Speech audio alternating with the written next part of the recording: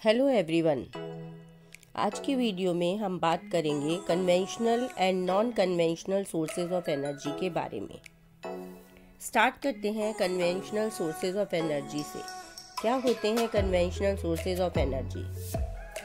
जो रिसोर्सेज बहुत सालों से कॉमन यूज में हैं, लोग उनको बहुत टाइम से इस्तेमाल कर रहे हैं, उन रिसोर्सेज को हम कन्वेंशनल सोर्सेज ऑफ एनर्जी कहते हैं। ये रिसोर्सेज एग्जॉस्टेबल होते हैं या इन्हें हम नॉन रिन्यूएबल भी कह सकते हैं, क्योंकि अगर एक बार ये रिसोर्सेज डिप्लीट हो जाए या ख़त्म हो जाए तो इनको रिन्यू करने में सालों लग जाते हैं।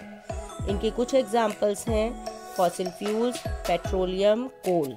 फॉसिल फ्यूल्स नेचुरल प्रोसेस से बनते हैं, जैसे कि डेड प्लांट्स एंड एनिमल्स जो अर्थ के नीचे सालों तक दबे रहते हैं, वो डिकम्पोज होकर फॉसिल फ्यूल्स बन जाते हैं। डिस्कस करते हैं non conventional sources of energy के बारे में। जो रिसोर्सेज उनके कंटिन्यूस यूज के बाद भी खत्म नहीं होते, वो रिन्यूएबल या non conventional sources of energy कहलाते हैं। क्योंकि कन्वेंशनल सोर्सेज ऑफ एनर्जी का यूज तो सालों से होता आ रहा है, तो वो खत्म होते जा रहे हैं, इसलिए अब लोगों में अवेयरनेस बढ़ती जा रही है non conventional sources of energy को यूज करने के लिए। तो जो रिसोर्सेज उनके कंटिन्यूस यूज के बाद भी खत्म नहीं हो सकते, वो रिन्यूएबल होते हैं या उनको non conventional sources of energy कहते हैं। कुछ एग्जांपल्स हैं non conventional sources of energy के: solar energy, wind energy, tidal energy, geothermal energy and biogas. चलिए समझ लेते हैं कन्वेंशनल सोर्सेज और non conventional sources of energy के डिफरेंस के बारे में। कन्वेंशनल सोर्सेज को non renewable sources of energy भी कहते हैं, क्योंकि एक बार अगर ये यूज हो जाते हैं तो इनको रिन्यू होने में सालों लग जाते हैं, जबकि नॉन कन्वेंशनल सोर्सेज को रिन्यूएबल सोर्सेज ऑफ एनर्जी भी कहा जाता है, क्योंकि इनके बार बार यूटिलाइज करने पर भी ये समाप्त नहीं होते हैं। कन्वेंशनल सोर्सेज ऑफ एनर्जी समय के साथ साथ समाप्त हो जाते हैं, जबकि non conventional sources of energy समाप्त नहीं होते हैं। कन्वेंशनल सोर्सेज ऑफ एनर्जी में फॉसिल फ्यूल्स आते हैं, जैसे कि कोल, पेट्रोलियम, फायरवुड एक्सेट्रा।